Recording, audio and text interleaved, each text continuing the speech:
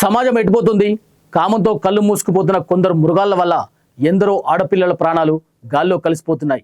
నమ్మి నానబోస్తే పుచ్చి పూరలైనట్టు ప్రేమ ముసుగులో వలవేస్తున్నారు, నమ్మించి ప్రాణాలు తీస్తున్నారు. నిన్నటిదాకా కలిసి ఉన్నాడు కదా అని గుడ్డిగా నమ్మితే ఆమె పాలిట అతడే ఓ యముల్లా మారాడు.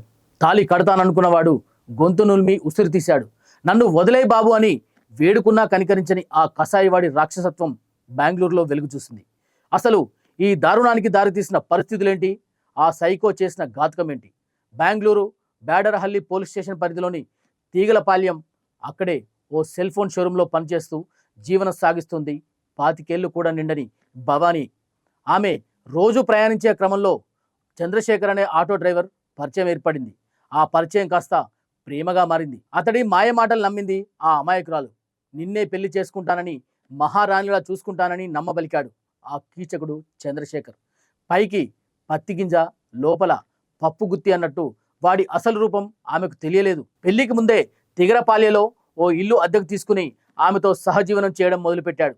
కానీ పాపం ఎప్పుడూ దాగదు కదా. చంద్రశేఖర్ అసలు స్వరూపం బయటపడింది.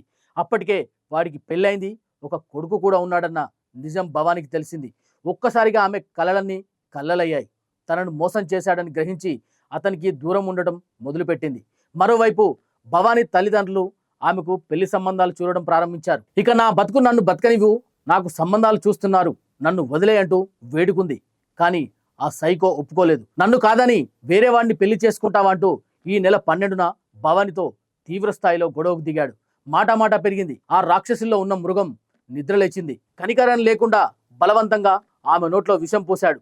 అంతటితో ఆగకుండా పాపం ఆ ఆడపిల్ల గొంతు నులిమి దారుణంగా హత్య చేశాడు. ఆ తర్వాత వాడు చేసిన పని చూస్తే గుండె రగిలిపోతుంది.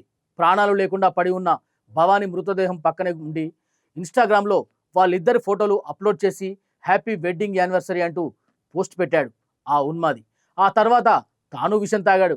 ఇన్స్టాలో ఆ పోస్ట్ చూసిన భవానీ కుటుంబ సభ్యులు భయంతో వణికిపోయారు. ఫోన్ చేస్తే ఎంతకి స్పందించకపోవడంతో పరిగెత్తుకుంటూ తిగరపాల్యంలోని ఆ ఇంటికి వెళ్లారు. అక్కడ విగత జీవిగా పడి ఉన్న కన్న కూతుర్ని చూసి ఆ తల్లిదండ్రులు గుండెలు పగిలేలా రోధించిన తీరు ప్రతి ఒక్కరిని కంటతడి పెట్టేస్తోంది. ప్రస్తుతం అపస్మారక స్థితిలో ఉన్న ఆ సైకో చంద్రశేఖర్ను పోలీసులు ఆసుపత్రికి తరలించారు. ప్రేమించకపోతే దాళ్లు, నమ్మి మోసపోయి ఇక వద్దనుకుంటే ప్రాణాలు తీయడాలు. అసలు ఆడపిల్లలకు ఈ సమాజంలో రక్షణ ఎక్కడ ఉంది?